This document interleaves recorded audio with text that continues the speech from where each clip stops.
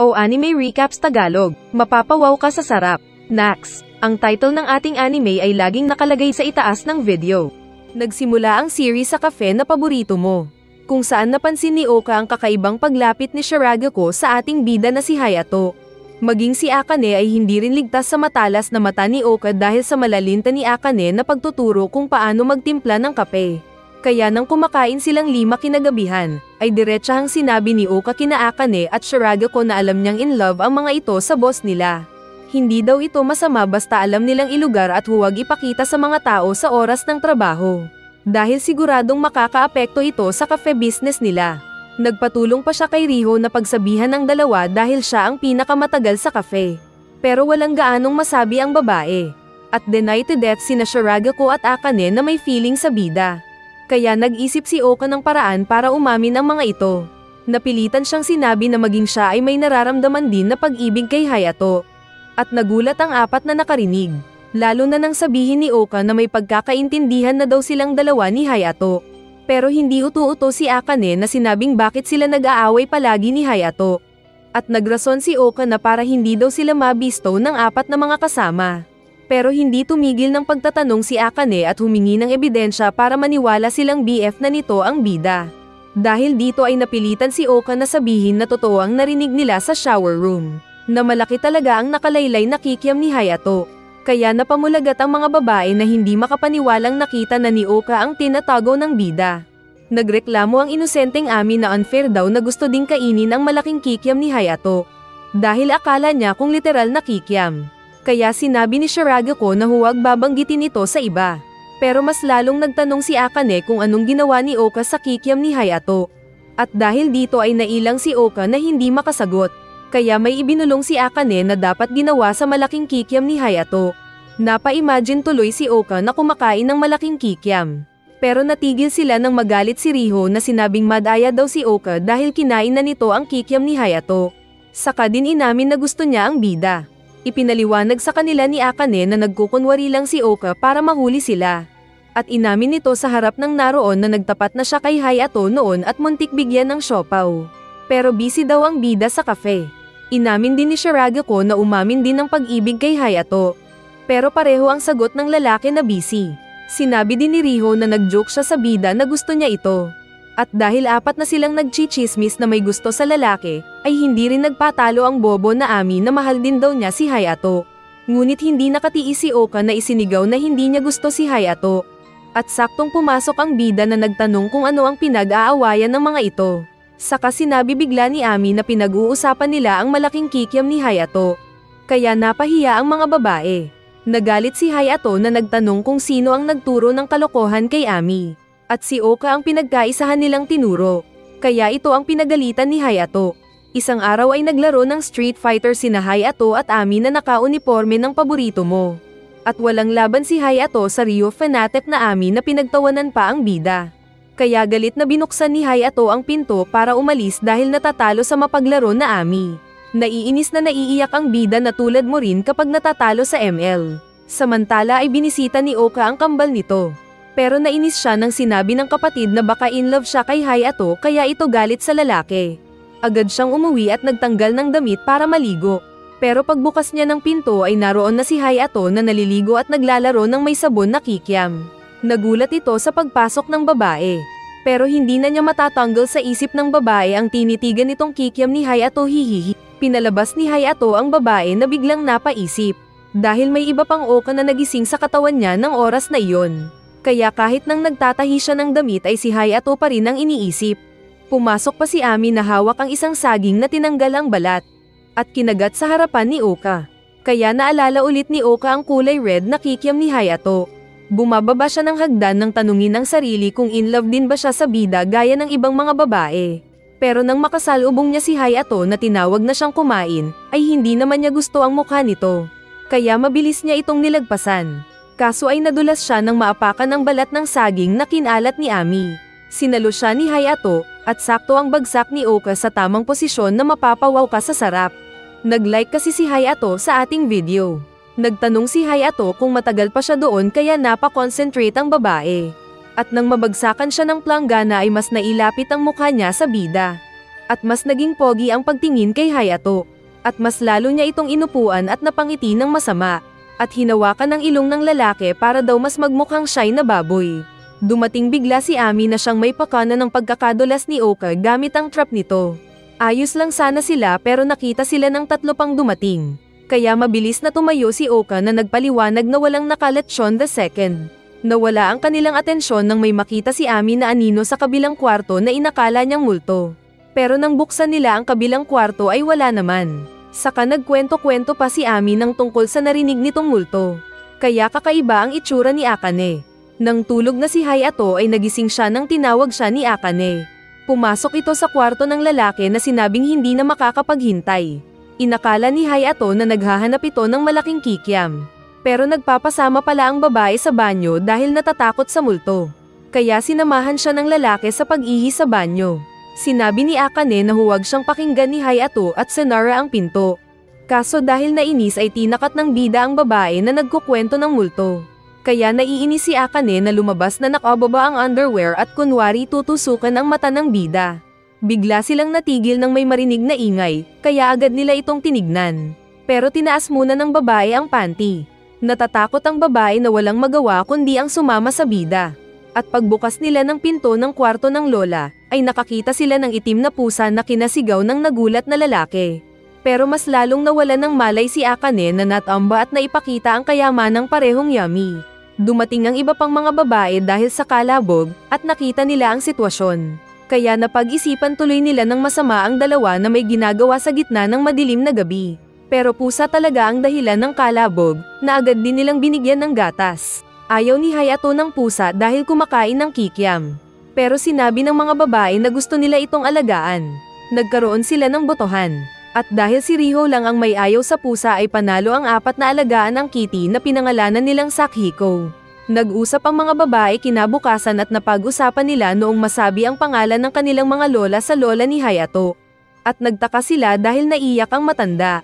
Nang pakakainin ni Hayato ang pusa ay binugaw niya ito dahil nangangalkal sa kabinet. At nakita niya ang isang litrato ng mga babae na saktong pangalan ng lola ng mga babae ang nakasulat sa likod. Ipinakita naman si Fuwa na pinagbawalan na magyosi ng 5 nitong bagong cafe maid. Pinatay nga nito ang tabako at sinabi sa mga babae na sirain nila ang Cafe Familia bilang kanilang misyon. Na kinasaya ng mga chicks. Magkasama sina Oka at Hayato na patungo sa bahay ng babae. Dahil nang umuwi pala si Oka noon at nag-usap sila ni Kika ay narinig ng tatay nila na 5 babae ang naaakit sa kikiam ni Hayato. Kaya inutusan ng tatay ni Oka ang babae na ipakilala si Hayato sa kanya. Sinabi ni Hayato na alam niyang dahil mas bata siya kaya hindi kampante ang ama ng babae. Kaya nag-isip-isip muna siya sa daan. Binati ni Hayato ang tatay ni Oka. Pero sa isip ng tatay ay hindi ito mapakali dahil nakwento kasi ni Kika na boyfriend na ito ni Oka. Nagtanong ang tatay kung anong balak ni Hayato sa hinaharap. Kaya sinabi ng lalaki na bibigyan niya ng 1 taon ng kafe para umasenso. Pero kung hindi ay saka siya mag-iisip ng ibang paraan. Sinabi ng ama na paano naman si Oka kung hindi nagtagumpay ang plano ng bida. Kaya ipinaliwanag ni Hayato na parang kapamilya na niya si Oka. At nagtanong sa tatay kung hahayaan ba nitong alagaan ng bida ang anak nito. At kasal tuloy ang naisip ng matanda, na biglang tumayo saka din napatigil. Nagulat ang ama nang malaman na nakapasok pala sa Tokyo University ang bida. At napatanong kung bakit ito nagpapatakbo ng kafe. Kaya sinabi ng bida ang tungkol sa lola. Nasabi din niyang namatay ang mga magulang niya noong 3 years old pa lang siya. Dahil sa narinig ay na-amaze ang tatay dahil responsable daw ang bida. Hindi siya tulad mong ML at Hil ata ang alam ng buong magdamag. Kaya nilapitan ng ama si Hayato at hinawakan sa balikat. Saka sinabing nasa kamay na niya ang future ng anak na si Oka. Kaya nagulat din ang babae. Nagtimpla ng kape ang lola ni Oka. Pero nabitawan ito nang makita ang bida. Naalala niya kasi ang isang Masahiro ang pangalan na kamukha ng bida. Hinawakan ng lola ang kamay ng bida saka biglang naiiyak. At sinabi nitong dati siyang nagtrabaho sa Cafe Familia. At si Masahiro daw ang lolo ng bida na kamukha din niya. Tinignan nila ang litrato ng lolo ni Hayato at parang siya din na gumawa noon ng Cafe Familia ang pangalan. At tulad ng bida ay chicks din ang kasama nito kasama na ang lola ni Oka. Kaya pala Cafe Familia ang piniling pangalan ng lola ni Hayato sa cafe nila dahil mula din ito sa lolo niyang namatay na hindi niya naabutan. At kilala rin ng lola ni Oka ang lola ni Hayato dahil kasama niya ito noon sa original na Cafe Familia. Kalaunan pa ay nagpaalam na sina Hayato at Oka. Pero sinabi ng tatay nitong pulis na sa susunod na bibisita sila doon ay mag-inuman sila ng whiskey. Pero mas nagulat ang bida nang malaman na pulis pala ang tatay ni Oka. Sa daan ay masaya si Oka na sinabi kay Hayato na pwedeng may dahilan kung bakit lahat ng apo ng mga babaeng kasama ng lola ni Hayato ay nagtatrabaho sa Cafe Familia ngayon. At pwede nilang bisitahin din ang lola ng iba pang mga babae. Pero sinabi ni Hayato na nagkataon lang ito at walang ibig sabihin. Nag-uusap sila nang dumating ang sasakyan ni Fuwa na tinawag ang bida. Nagtanong si Hayato kung bakit. Pero naiinis si Fuwa na sinabing naalala ang lolo ng bida sa kanya. Nais malaman ng bida ang tungkol sa lolo, pero binugahan siya ng usok ng mabahong matanda. Saka din agad umalis. Pag-uwi nila ay agad silang sinalubong ng mga chicks na sinabing may bad news. Nagpunta daw doon si Fuwa na may binigay na invitation. Dahil magbubukas daw ang cafe nito, nakita rin ang dagat. Dahil dito ay agad silang nagpunta ng tabing dagat at nakita nga ang bagong cafe ni Fuwa. At Cafe Restaurant Family pa ang pangalan nito. Kaya nainis ang mga bida dahil gaya-gaya ang pangalan nito. Mas lalo pa silang nagulat nang lumabas ang 5 chicks ni Fuwa. Na parang replika din ng mga chicks ng bida. Pero iba lang ang kanilang mga buhok. Kaya mas nabahala ang mga bida. Nang nagmeeting sila ay inalala ng mga chicks ang dahilan kung bakit nagtatrabaho sila sa Cafe Familia. At bawat isa ay ginagawa ito para sa namatay na lola ni Hayato na mapanatili ang kanyang negosyo. Saka naalala nila ang 5 gaya-gaya puto maya na mga babae ni Fuwa. Naiinis daw si Oka dahil ang lalaki ng mga boobs ng mga chicks ni Fuwa. At si Shiragako lang ang natawa dahil siya ang may ganun. Nagtanong ito kung ano kayang pagkain ang binibigay ng cafe ni Fuwa. Kaya nasabi na lang ni Hayato na ang laban nila ay spy-spyan. Nag-disguise sila at nagpunta ng cafe opening na pag-aari ni Fuwa. At doon ay una nilang nakita ang copycat ni Oka na kunwari nagtanong ng order nila. Pero biglang nagalit na sinabing bilisan nila dahil busy siya. Pero muling naging mabait na iniwan sila. Kasing ugali nga ito ni Oka na nang sisigaw. Kalaunan ay dumating naman ang copycat ni Ami na may eyeglasses din. At nagkwento ito ng walang silbing kwento na tulad din ng style ni Ami sa kanilang bahay. Saka parang wala ding pakialam sa mga tao sa paligid. Naiinis si Ami na gagamitan sana ito ng Hadoken. Pero pinigilan siya ni Akane. Saka narinig nila ang copycat ni Akane na sumisigaw ng kape. At pinapakita ang asset nito sa mga lalaki na napapawaw sa sarap. Saka sumayaw-sayaw pa ang puwet nito na direct source daw ng kape niya. Kaya nainis naman si Akane na pinigilan ni Ami. Lumapit ang copycat ni Shiragako. Nagtanong si Shiragako kung sino ang nagluluto doon. Pero nag-asta na walang alam ang copycat na sinasabi pa ang pangalan niya. Kaya nais umiyak ni Shiragako. Napabuntong hininga si Riho. Saka din nagsalita ang copycat niyang tinawag pa siyang senpai. At binati sila ng mga copycat na babae gaya ng pagbati nila sa kanilang mga customers. Dahil sa nangyari ay feeling ng mga chicks ng bida na matatalo sila dahil mas maganda ang quality ng gamit ng kalaban nilang cafe. At alam nilang hindi nila afford ang mga ito. Tinitignan sila ni Hayato na sa isip ay feeling nasa dehado din. Nakita niyang triple ang lawak ng cafe ni Fuwa at may parking pa ito. At mas mura ang mga benta nila. At naalala ang lola na marahil ito ang dahilan kaya nagpakumbaba ito noon kay Fuwa. Nag-iisip pa siya nang biglang sabihin ni Oka na hindi magpapatalo at gagawa siya ng mas magandang design ng uniforme nila. Sinabi ni Akane na gagalingan pa niya ang pagtimpla ng kape na paborito mo. Sinabi naman ni Shiragako na gagawin na quality ang niluluto. Sinabi din ni Riho na ipapakita kung sino talaga ang senpai sa kanila ng copycat.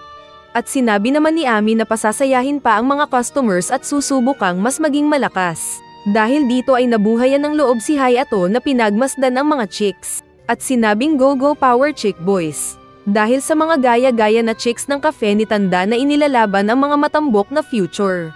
Ay biglang naging kakaunti ang customer ng mga bida. Tapos parang nataman pa ng bato sa ulo si Ami na naging Master Quago ang maskara. Nang kumakain sila ay napag-usapan ng mga babae na hindi kasi nagbabago ang menu nila. At nag-observe lang ang bida. Kalaunan habang nasa kusina si Shiragako na gumagawa ng bagong putahe, ay pinasok siya ni Hayato at sinabing hindi ginagawa ni Shiragako ang lahat ng makakaya. Kaya nasabi ng babae na masungit ang bida dahil ginagawa naman niya ang lahat para mapasarap pa ang benta nila. Kaya pinaliwanag ng lalaki na ang ginagawa lang kasi ni Shiragako ay iniiba ang lasa ng original menu na gawa ng lola niya. Ipinaliwanag ng bida na simula nang siya ang pumalit sa cafe bilang may-ari, ay siya na ang may-ari nito. At binibigyang pahintulot niya si Shiragako na ibigay ang lahat ng makakaya at huwag pigilan ang sarili sa pag-explore ng masarap na putahe. Dinagdag pa ng bida na kung gusto ng lola na maging sikat ang cafe noon ay siguradong hindi lang ordinaryong menu ang ginawa niya. Saka hinamon niya ang babae na gawin ang makakaya. Biglang pumasok ang iba pang mga babae at sinabing narinig ang kanilang usapan. Sinabi ni Riho na huwag magpigil si Shiragako. Sinabi naman ni Oka na gumagawa siya ng costume nila base sa gusto niya at siguradong ayos lang sa lola nila. Sinabi naman ni Akane na hindi masama kung malagpasan mo ang nagawa ng hinahangaan mo. At panghuli ay sinabi ni Ami na ilabas ni Shiragako ang power. Dahil dito ay naging confident si Shiragako. At sinabi ng boss na huwag nilang istorbohin ang chef. Naintindihan ni Shiragako na habang dumadaan ang panahon ay nagde-develop din ang mga menu. Kaya hindi na daw niya pipigilan ang sarili na manatili sa dating nalalaman lang ng lola nila at gagawa siya ng modern menu. Habang paakyat sila ay napansin ni Akane na malungkot si Riho. Sinabi nitong ayos lang siya kaya umalis si Akane. Ngunit sa kanyang isip ay alam niyang ginagawa ni Shiragako ang the best para matulungan ang cafe. Kaya dapat din siyang mag-improve sa sarili. Pumipili ng repolyo si Riho nang dumating yung copycat niya na muli siyang inasar. Nagpakilala itong si Chiyoda na sinabing dumarami ang kanilang customer. At alam nitong naging kakaunti na lang ang customer ng cafe ng mga bida. Pero sinabi ni Riho na gagamitin niya ang huling alas. At tinitigan ng seryoso ni Riho ang copycat. Kaya ito natakot at napatras. Napahanga ang lahat sa bagong menu na ginawa ni Shiragako. Pero ipinaliwanag ni Shiragako na tinulungan siya ni Akane sa pagluluto. Sinabi ni Akane na tinuro daw ito ng mga magulang niya pero hindi niya kayang iluto na siya lang mag-isa. At nagpaalam si Shiragako na ilalabas ang mga bagong menu kapag muli silang mag-open. At ito ang gagawin na isang main menu. Na pinayagan naman ng lalaki.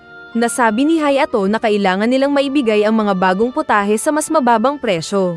At pinaliwanag ni Shiragako na nakipag-usap si Riho sa supplier na ibigay ito sa mas mababang halaga. Saka dumating si Riho kasama ng iba pa nilang kaibigan na mga business people din. Ipapakita daw ni Riho kung anong kayang gawin ng pag-arte niya. Samantala ay nag-live naman ang idol na Chiyoda at inimbita ang mga followers sa cafe nila. Pagkatapos ay nag-usap sila ng mga kasama na sinabing mahirap ang trabaho nila. Dahil kahit na malaki ang sahod pero alam nilang masama dahil ang goal nila ay mapabagsak ang kalaban na cafe. Pero sinabi ni Chiyoda na ito kasi ang nasa kontrata nila at kailangan nilang matapos agad. Dahil ayaw nilang ma-stock sa ganoong klase ng trabaho. Biglang dumating ang copycat ni Akane at sinabi ang nangyayari sa Cafe Familia. Maraming mga tao ang nagpunta ng Cafe Familia na agad nilang sinilip. At nakita ng mga copycat ang interview ni Riho sa news na ipinakilala ang tunay niyang pagkatao. Tinawag na Fallen Super Genius Child Star si Riho at nai-preview niya sa news ang patungkol sa pag-rebuild nila ng cafe ng lola. At ang mga bago nilang menu ang tampok sa video. Kaya nasabi ng copycat na katangahan na ito. Kaso ay napansin niyang nagsha-shine si Riho sa ginagawa. At pinakita din na bago ang uniforme ng mga bida at mas naging nagluning ng ang ganda nila. At sinabi pa ni Riho na wala siyang pakialam basta matulungan ng cafe. Naalala ni Hayato ang nakaraang araw na pinuntahan mismo ng news reporter si Riho para sa interview. Kaya nang magbukas ang cafe nila sa opening ay humingi siya ng patawad dahil kinailangan pang ilabas ni Riho ang lihim nito. Kaya tuloy naisip ni Riho na kung totoong malungkot si Hayato para sa kanya ay gawin siyang GF nito. Hindi makasagot ng diretso ang bida. Kaya agad ding binawi ng babae ang sinabi. Dahil sa bagong menu at bagong style ng mga maidservants ay nagpatuloy ang pagdami ng mga customer nila na umabot ng 3 linggo. Sinabi ni Shiragako na mas magiging busy sila kaya tawagan nila si Riho. Pero ayaw ng bida dahil kapag nalaman ng mga dating fans ni Riho ang cafe, ay baka magsisiksikan doon lalo ang mga tao. Sa bahay ay nanonood si Riho ng live ni Chiyoda na nagpapatulong sa mga followers nito na puntahan ang kanilang cafe. Kina Chiyoda ay dumating ng iba pa na nanggaling sa Familia Cafe at bumili ng bagong menu. Nagagalit si Chiyoda dahil kakumpetensya nila ang Familia Cafe. Pero sinabi ng iba na nagsasawa na sila sa luto ng cafe nila na panay frozen food din lang. Lalo na at walang paki yung may-ari na mag-upgrade. Sinabi ni Chiyoda na hindi daw siya aalis doon dahil kapag ginawa niya ay natalo na siya ni Riho. Nasabi pa nitong hindi porket dating sikat na bata noon si Riho ay magagamit na niya ito sa business palagi. Biglang dumating si Riho na sinabing dumating ang senpai ni Chiyoda. Nagdala pa ito ng bagong menu ng kafe nila. Galit siyang sinalubong ng conscious at inggit na Chiyoda. Sinabi nitong busy sila kahit hindi. Kaya pinagalitan siya ni Riho na pinaliwanag na hindi madali ang pagpasok sa showbiz. Kahit pa maganda siya at magaling sa pagkanta, ay marami ang mas magaling at maganda sa kanya. Sinasabi ni Chiyoda na gagawin ang lahat para magtagumpay sa nais nitong career. Pero mas lalong tinatanggal ni Riho ang confidence ni Chiyoda na magpatuloy sa showbiz. At sinabing mahal lang siya ng mga fans sa kasalukuyan, pero kalaunan ay iiwan din. At ginawa niyang halimbawa ang sarili. Saka naupo sa isang sulok si Riho. At dahil dito ay naiiyak si Chiyoda na pilit pinagtatanggol ang sarili. Nakita ni Riho na hindi pa namatay ang streaming ni Chiyoda. Kaya nasabi niyang masisira siya dahil dito. Saka din iniwan ng iba pang mga cafe angels. Nag-alala si Chiyoda na baka mabash siya ng mga followers. Pero si Riho ang pinag-usapan nila ng masama at mas susuportahan pa si Chiyoda. Dahil dito ay naisip tuloy ng mga kasama niya na sinadya ito ni Riho. Pag-uwi ni Riho ay nakausap niya si Hayato. At alam na nito ang nangyari dahil napanood sa channel ni Chiyoda. At hindi daw niya mapipigil si Riho dahil ito ang isang ugali ni Riho na hindi niya gusto. Kaso ay alam niyang isang super child star dati si Riho kaya normal na medyo spoiled brat. Naalala ng babae na alam din ni Hayato ang birthday niya noong na-surprise party siya noon. Kaya naisip niyang binabantayan siya ng bida at iniisip palagi. Dahil wala nang naging customer ang shop ni Fua, ay nagkaproblema si Ririka dahil sinabi ng matandang kalaban na ipapasara ang kafe. At binigyan lang sila ng 3 araw para tanggalin ang mga gamit. Nakita siya ni Riho na malungkot kaya sinamahan siya sa tabing dagat. Samantala ay nagpunta ng Cafe Familia ang mga kasama ni Riho na babae at sinabi ang nangyari. Sinabi ni Akane na maghanap muna sila ng bagong papasukan na trabaho. Saka lumapit pa yung gaya-gaya ni Akane na binabantayan ng pagtimpla niya ng kape para magaya. Sinabi ni Ririka na ginawa lang niya ang utos ni Fua tapos siya pa ang kawawa sa huli. Kaya sinabi ni Riho na dapat siyang maging malakas, lalo na at mayroon pa siyang mga followers na supporters niya. Kaya naiyak si Ririka na niyakap si Riho at humingi ng patawad. Pag-uwi ni Hayato ay nagulat siya dahil pagtingin ay nakakita ulit ng mas maraming nagpapalit na mga babae. Kaya binato siya ulit ni Oka ng tsinelas nito. Nagtanong ang bida kung bakit nagboborles ang mga ito. At sinabi nilang natapunan kasi sila ng kape. Habang nagkakape sila na nag-uusap ay dumating si Ami na buhat ang kape.